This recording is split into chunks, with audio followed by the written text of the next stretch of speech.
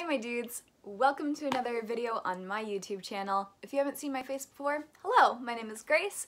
I do all sorts of like weird, nerdy, dancey stuff, vlogs on my channel. It's kind of a mishmash at this point, but today we are doing another Star Wars review video. I did episode 1 just recently. I will put a link in, I think it's this corner, I'm not sure. Whatever corner. I will put a link to that first video if you want to watch that first, because today we are talking about Attack of the Clones, which was my childhood favorite Star Wars movie for the longest time. It's probably because Padme looks the prettiest in this movie. I was really obsessed with Padme when I was little. So we're going to dive right into it. If you want to, hit subscribe, I would really appreciate it. Hit the like button if you like this video and if you're excited for me to talk about Star Wars. So I'm gonna do what I did in the last video, where I'm going to split up what I'm talking about into kind of 3 categories. I have the light side, which is all the stuff that was really good with the movie, the dark side, which is the stuff that I don't like about the movie, and then kind of the gray area, which like is the stuff that I'm just like, meh, I don't really care about it. At the very top of my list for the best things about this movie on the light side is Padme. I really like Padme, guys. I don't know, she's just such a cool, compelling character. Just the first scene when you like see her try to like comfort her handmaiden as she dies in her arms is like just such good acting on Natalie Portman's part. And then Padme is just so cool in this movie. She is like not afraid of her own death. I mean, it's really obvious that she should like run away so that no one kills her, because she's trying to be the one to vote against starting a war against the Trade Federation. And she is just really brave in facing her own emotions, and in, you know, the entire arena scene we'll talk about later, but she's one of the first people that takes initiative in that scene. Padme is really good in this movie. So Padme's at the top. Right under Padme is Anakin and Obi-Wan, and I just love these two characters so much, and I think I gotta shout out to all of the actors, especially Natalie Portman, Hayden Christensen, and Ewan McGregor, because they all do a good job with what they were given. And I'll talk about Hayden Christensen a little bit later because I know he's kind of a rough, tough topic. But I love especially Obi-Wan and Anakin's first scene where they're like in the elevator and they're talking about this escape that they had a long, long time ago. And just like you can tell there's just this beautiful history between the two already. Obi-Wan is not the best mentor in this movie, but like just the rest of everything that Obi-Wan does, from like his little side quest off to Kamino and then to Geonosis, he really proves himself to be just this really smart, calculating Jedi Knight, and it's so cool to see. And also his hair is really good in this movie.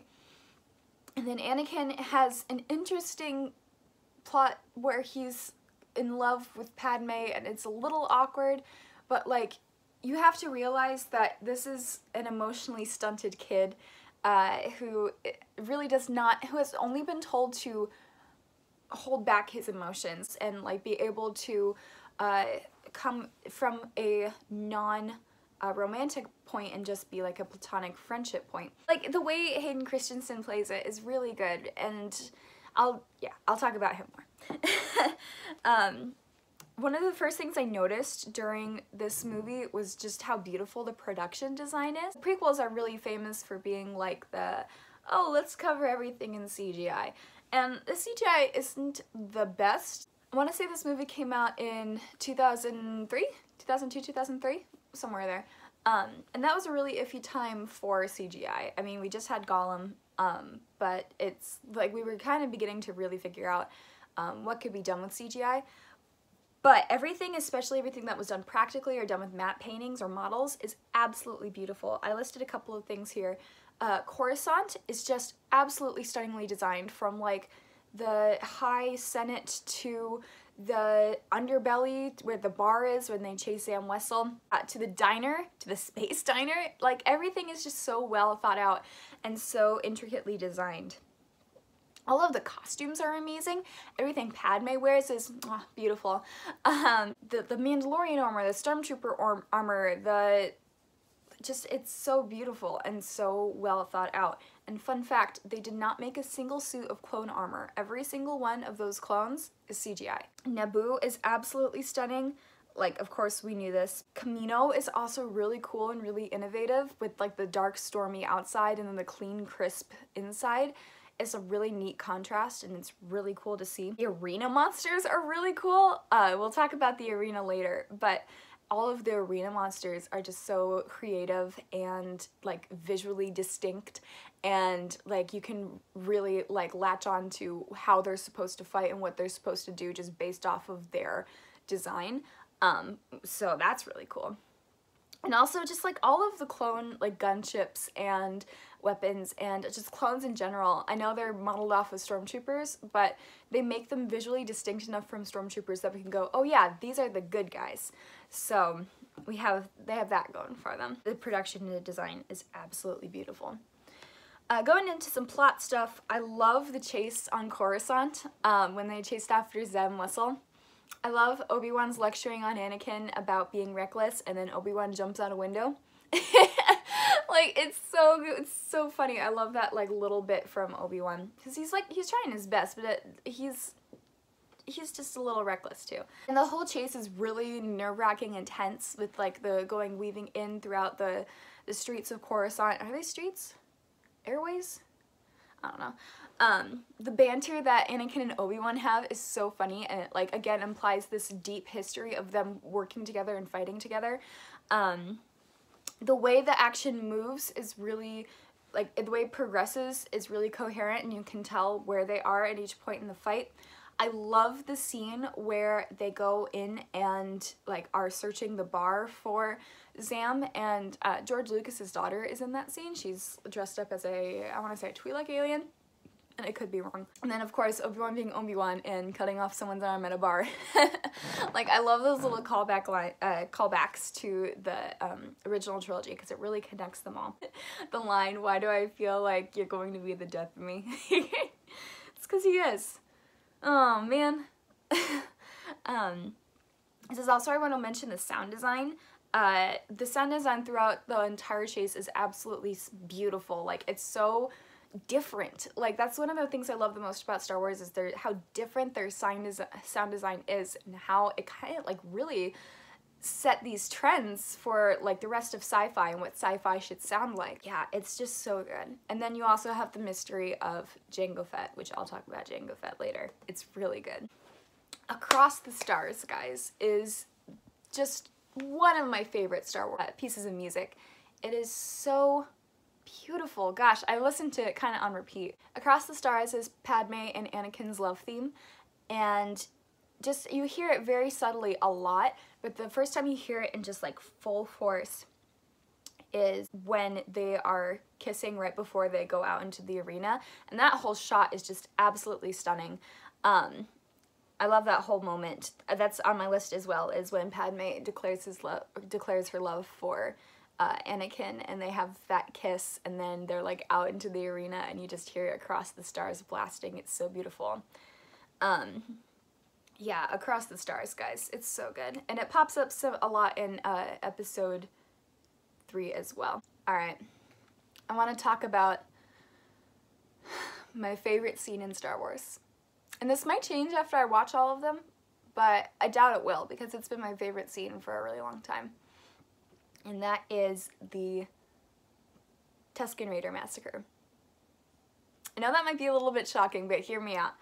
So, Anakin and Padme get to Tatooine. They hear that Shmi has been sold to Lars, and then they go out to Lars's moisture farm, and of course it's Luke's moisture farm, so that's a fun little connection. Then they find out that she was taken by Tusken Raiders, and Anakin has gone too far and invested too much into this to not go after her. So he goes after her, and first of all, Duel of the Fates is back, and it's so perfect for this moment, because he really doesn't know what he's going to find. Like, he doesn't know if she's going to be alive or dead, or if he's going to be able to bring her back. And it's really just, and then with the sunset, the binary sunset in the background, it is just so perfectly setting up this really scary scene. And then he gets to the Tusken Raider camp, and he breaks into the tent, and then he finds his mom just completely beat up, tied up, on the point of death, and he's able to hold her in his arms as she dies. And this is where I point to say that Hayden Christensen's a really good actor, because he goes through every single emotion that you would go through within like 10 seconds. Pain, anger, fear, absolute sorrow, like just every emotion you can imagine. And then the music picks up and you see his face and you know what he's going to do. Like you don't need dialogue at all to know that he's about to kill some fools. Yeah,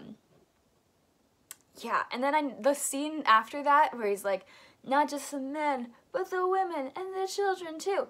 I know that's a meme, but I love that scene. It's like such a perfect realization of the first step of him becoming Vader, is that he lets his emotions get in the way and he doesn't think before he acts, and that is ultimately what gets him into trouble. And it's just so, you can tell that he's never done anything like this before, and he's never felt anything like this before, and it's just so utterly heartbreaking. So I love the Droid Factory a lot. I know it's kind of filler. I know it's not like super conducive to the plot, but it separates Anakin from his lightsaber, so you've got that going for them, and they get captured at the end. So I mean, but it's just so much fun Star Wars, and it's all CGI, and I don't know, just everything about it, like just the theme and the action is just so fun and such amazing Star Wars. And there's a little bit of tension. It's like, is he going to be able to get his arm unstuck? Is this how he loses his arm? And it's just a lot of fun. It's just great Star Wars. I love the entirety of the arena. Just the arena is so cool. Yeah, just all of it. Like, and it's very easily separatable into different chunks, so you can understand at what point in the plot we're at. Where first they're fighting the monsters, and then the Jedi show up, and then the Jedi are surrounded, and then the clones show up. And it's just also good. It's really well imagined action. It's really clever the way that each of the three of our heroes have to defeat their monster. It's so rewarding when all the Jedi show up, and like, if we want to put it into historical context, that was kind of the first time general audiences had seen that many lightsabers. So that must have been really cool to just like all of a sudden all of these lightsabers. And like the design of each of the Jedi is really cool as well. Like each one has a backstory, like literally, and lots of them are fleshed out in the Clone Wars. Yeah, and then when the clones show up, it's so good. The only thing I would say is I don't really like 3PO's comedic relief in it. I feel like it detracts from the epicness of the scene, but I mean, it's just a small thing and I can't really complain about it. Yeah, and just all of the arena is so cool. I also really love the end fight with Dooku. I kind of forgot that Anakin got his hand cut off in this movie. It was a little weird. How quickly Obi-Wan goes down is scary too. But I also really loved Anakin dual wielding. I forgot that happened, and it was just so cool to see, because you don't see it very often or at all, really. You don't see it at all in the Skywalker saga, the dual wielding. So that was really cool.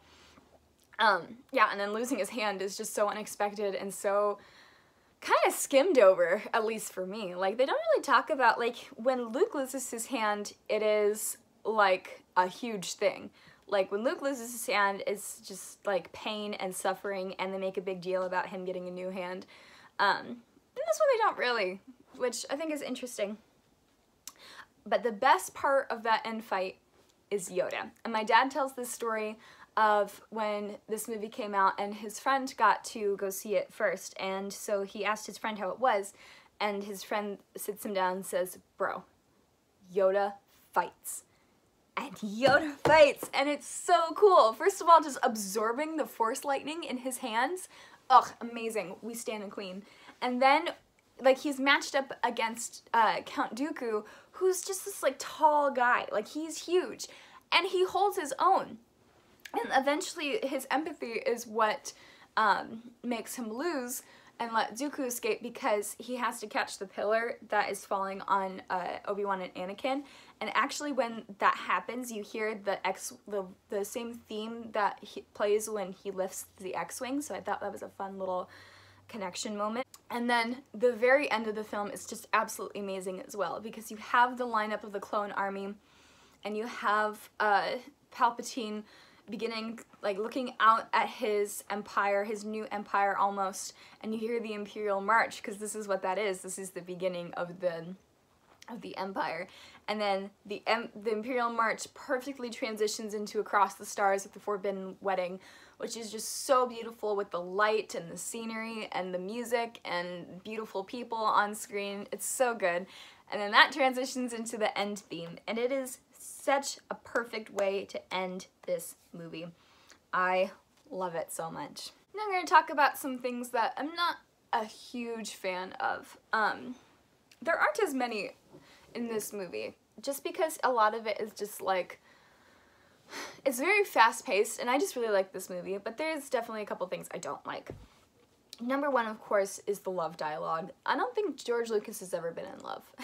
Like, I don't really get why he chose to write the love scenes the way he did. The actors do their best with the dialogue, but they're not very experienced, and they're trying to impress this, like, director who created Star Wars. They're in Star Wars and they want to, like, make it good. Whereas in the original trilogy, like, Harrison Ford would go through his script and change a lot of the lines to make it sound more natural. These kind of more young, inexperienced actors didn't really think that they had the liberty to do that. So it's understandable why it's weird. It's just weird. I feel like there were some scenes, like the entire scene by the fireplace on Naboo is just weird. And really cringeworthy. I'm scrolling through Instagram when that happens. I don't like the Geonosians. I never have. I think this is just a personal thing for me, but they creep me out. The way they're designed, the sound design, it's made worse in the Clone Wars. They're really gross in the Clone Wars. Yeah, I just don't like the Geonosians. I don't like when Padme gets scratched, because we gotta put that sex appeal somewhere. Ugh, great. Yeah, and then nothing even comes of it. Like, her wound disappears later and it's just her stomach showing. It's stupid. But we gotta get that token sex appeal. And then Jango Fett goes out like a wimp. I mean, they hyped him up so much, and it's just so sad and so stupid the way he went out. I wish they had given Jango Fett more. That's it. That's really all I didn't like about this movie. And now some things that, like, I can kind of, yeah, don't like or dislike. The CGI is, it's alright. It's better, it's definitely better than episode 1. There are some scenes that look a little weird, but for the most part, it's fine. I think the biggest issue I have with it is Dexter Jettster. He just, not great. It's, I mean, it's the best that they could do for that time, but not a huge fan of the CGI. Jango Fett. He is really cool, and I really wish that they had done more with him. And he really did go out like a wimp.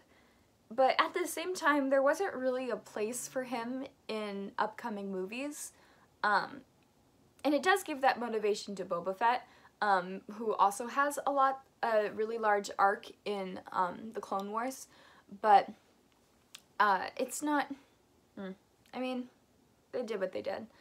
Count Dooku is also just a mediocre villain. I know he's played by Christopher Lee, but that's kind of the only thing that he has going for him. Is that he's played by Christopher Lee, especially when it comes to the next movie. Jar Jar is not in this movie very much. This is also where my Jar Jar is a Sith theory comes in, where he gives emergency powers to Chancellor Palpatine. I mean, that's really all he does in this movie, and it's alright. I mean, George Lucas heard the fans, and the fans said less Jar Jar. C-3PO's in this movie too. They try to make him funny, and I always found it that 3PO is the funniest when he just has like this dry humor. He like takes things very literally, and is just really hyper aware of himself. So when he's just like flying around the Droid Factory, it's like he's not necessarily supposed to have slapstick humor. He's kind of more just supposed to be like this dry character. So I mean, but he does have his moments though. So I can't get too mad. Kind of in the grand scheme of things, I want to talk about, I touched on it earlier, how Obi-Wan has kind of set Anakin up to fail. You really just see him berating him all the way through the movie. He's not a great master. I mean, they really do like enjoy each other's company and they fight well together until one of them loses a hand. But Obi-Wan is just constantly yelling at Anakin, and then you can kind of see how Anakin turned out the way he was, especially when the Chancellor started to take pity on him and give a voice to what Anakin was trying to hide. And it's just really kind of that, like, failure on Obi-Wan's part, that he was supposed to be this father figure and he's supposed to be building Anakin up when he's just constantly tearing Anakin down. And I think it's just really because Obi-Wan has no idea how to be a master. He has no idea what he's doing. He's dealing with literally the most powerful Jedi since Yoda. And it's really just, it's really well set up that this is one of the ways that this is one of the reasons why Anakin fails to stay on the light side in episode 3. Yeah, and another thing that this movie does really well is it really makes sense in the grand scheme of things. I know this is a movie that lots of people skip, but you kind of need it. Like, you kind of need it to set up why they're at war, or why the Jedi got involved, or why Anakin turns to the dark side. Like, this is such a crucial movie within the Star Wars canon. And it's not the best Star Wars movie, but like I said, it was one of my favorites for a very, very long time, and it still is. And it's just fun Star Wars. How can you complain about Star Wars? So that is my analysis of Star Wars Episode 2, Attack of the Clones. I'm going to rank it above Episode 1 in my ranking. So far my ranking is Episode 2, Episode 1. So, Revenge of the Sith is next. And that's a hard movie to get through. So I will watch it as soon as I can. So once again, if you like this video, give it a thumbs up, subscribe if you want. Leave a comment. What do you think about Star Wars Episode 2? Do you like it? Do you dislike it? What's your favorite part? You know, just whatever you want to put down there. I would love to hear it. I love talking about Star Wars. And I will catch you guys on the flip side in the next episode. Bye everyone, may the Force be with you.